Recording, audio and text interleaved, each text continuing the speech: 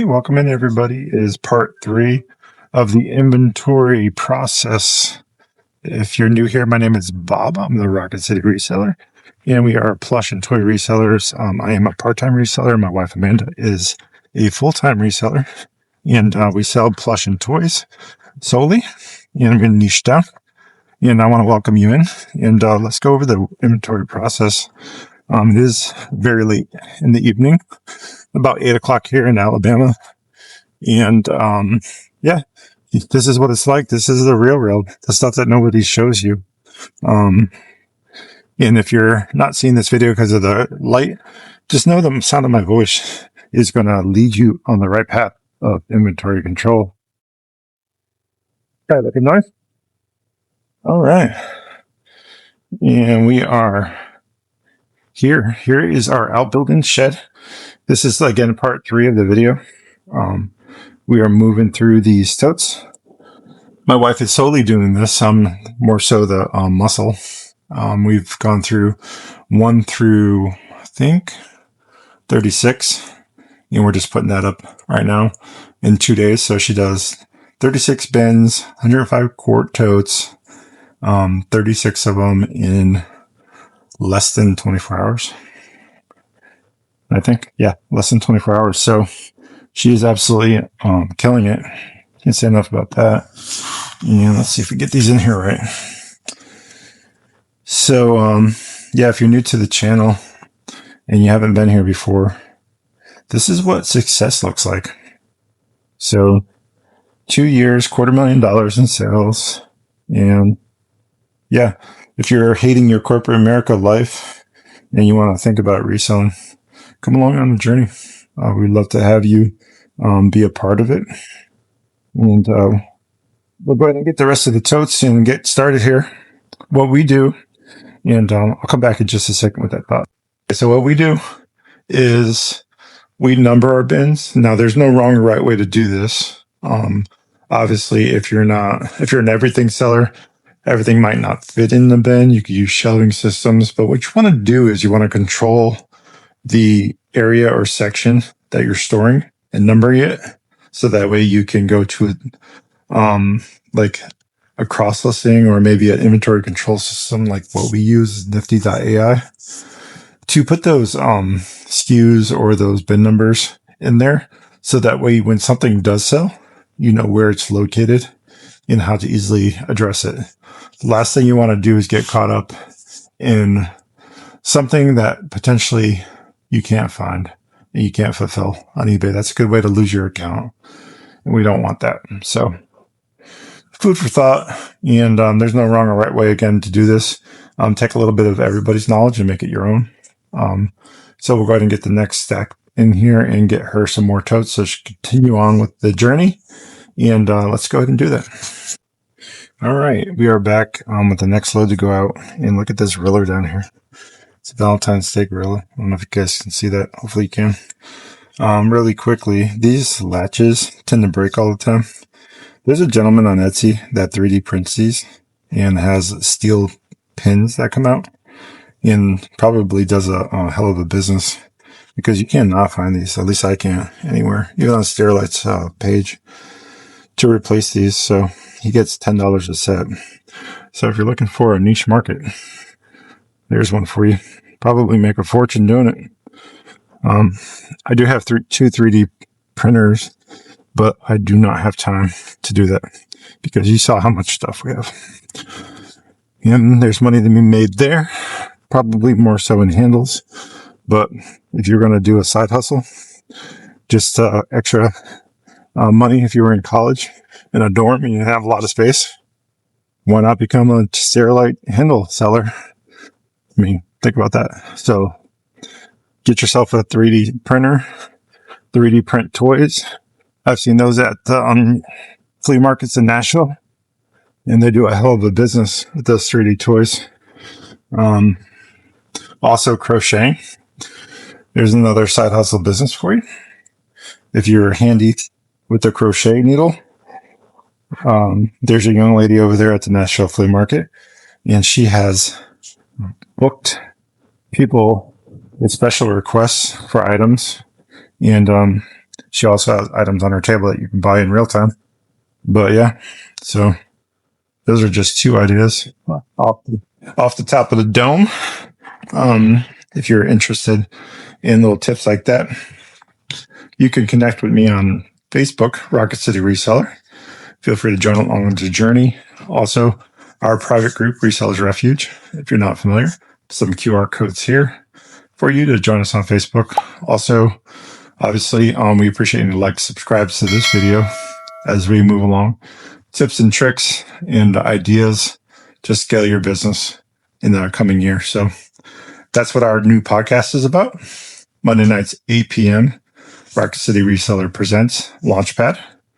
We're going to have special guests on, talk about all things reselling, different platforms, etc. So come along on the journey. Love to have you.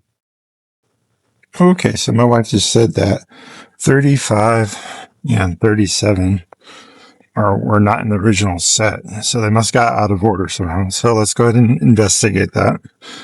And this is also why we're also doing inventory.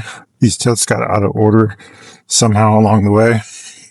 So we need to get those back into sequential order. Makes things a lot quicker when it comes time to pulling the things that sold. So yeah. Reselling. Why plush and toys, you might ask?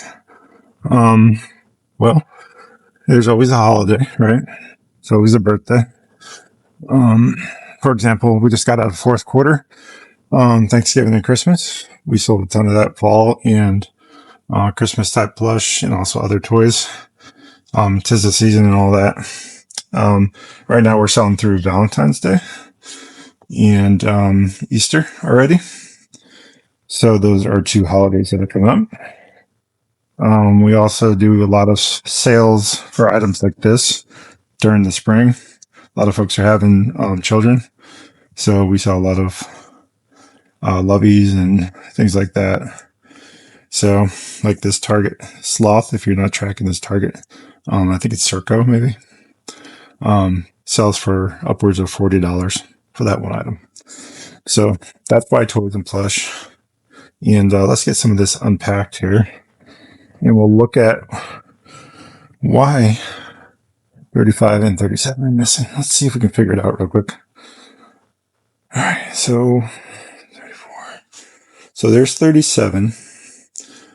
So 35 must be out of sequence. Let's see if we can find it together. We're all friends here. Why not? If sunset.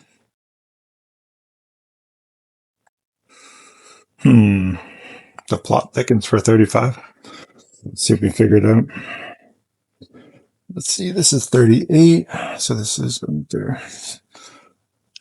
Yeah. 36, which is almost there. She said 30. And then, yeah, she's absolutely correct. It is absolutely missing. Interesting. So we'll have to investigate that further. I know that at one point, I think we might have broken one. I wonder if somehow it was never replaced, but what a oddball thing to happen. That's unlike us to make that kind of error. So more to come on that. So I'm going to go ahead and finish getting these up and get some more inside, and we'll keep on sleuthing for number 35. I love a good mystery. All right, stay tuned. Okay, we are back and we're loaded up to bring this into the house. So I just called my wife. And yeah, 35 is definitely missing. Trying to remember or recall why that would have happened. The only thing I could think of is it got damaged or there was an issue with the tote itself and we were meant to replace it. We went back to our inventory to see if anything was located or listed there, and it wasn't. So that's a good sign that actually was what I'm recalling happened to it. So we're going to do more investigation after, but I just wanted to kind of give an update before I bring the next stack in for her to inventory. So what we're looking for in an inventory is we're checking the item to make sure it's in the right area. we're also checking the area to make sure there's no items that are not in here. So if that makes sense. So what would be considered a no loc or no location, meaning that the item is just hanging out, taking up free space in there, or it's just not there, like a ghost location. So yeah, that's kind of like what the theory is behind this, and also refreshing the listings along the way, which will help increase sales. So Nifty AI can do that for you with a refresh feature, but right now our Posh Closet and Macari are connected there, and they're not the cleanest because of our issues with Vendu prior to using Nifty. We brought a lot of junk in, so garbage in, garbage out. So I'm a little bit weary about using the refresh feature because of that. So something to consider if you're switching from one platform to the other when you do your ingest. I would do a clean ingest from your main source, whether that be Macari, Poshmark, or eBay, and then maybe delete everything out of your other accounts, and then do a fresh cross list to those accounts to ensure that it is right off the bat. Sounds very complicated, but it's not. It's just time consuming, especially when you have 10,000 listings. So there's that. I just wanted to mention those few little tidbits that we're finding along the way. Sage advice. So yeah. So if you have more questions about that, leave it in the comments. Be happy to help you offline. Get up and running with nifty.ai. It's the best one so far. I am a degreed software engineer, and I've used them all. So far, it is hands down the best. So enough of that. Let me get these inside so I can help my wife. All right. Be right back. Okay, we are back at it. And there's a lot of space in these, which is great. We sold a lot of stuff fourth quarter, let me tell you. So we're going to fill these guys back up as we also inventory. We have tons of items that need new homes. So we're also doing that in between. So why not two birds, one stone? We didn't do that last year. We actually just emptied them, put them aside, and then did it later, which is something that we learned from. So we're actually doing it all in real time now instead of setting it aside and then having to reshift everything. That's how these got all out of order. So we're doing better this year, in my opinion. So it's a lot smarter. Less moving pieces. The less you move, the more time you have for other things. So yeah, it's a bit of advice there. So if you're emptying totes by the process of like condensing and combining, fill them then. Don't try not to touch items more than once or twice. You have to wash it, right? No, you have to source it. Then you have to wash or clean it, prep it, whatever you want to call it. Then you have to photograph it, right? And then once you photograph it, you have to list it. And then after you list it, you have to locate it. And then when it sells, you have to, grab it. And then you have to mail it. So you want to try to like get processes in place and also, systems of systems. That's how good engineers do it. That's how Lego built the empire, having a system to system. So can't say enough about that. Also, when you're failing, fail fast, fail forward. For a while, that was Netflix's business model.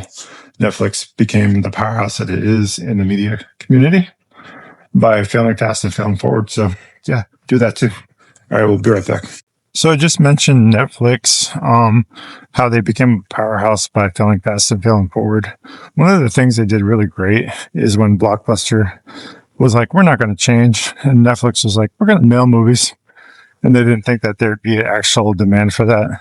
Boy, would they ever want wrong. And they came late to the party and they tried to do it later. But the point of the story is, it's like, what's coming next for reselling, right? So my take on this is live social media sales is the way of the future. Think TikTok Shop, Poshmark Live, eBay Live, whatnot. Link here.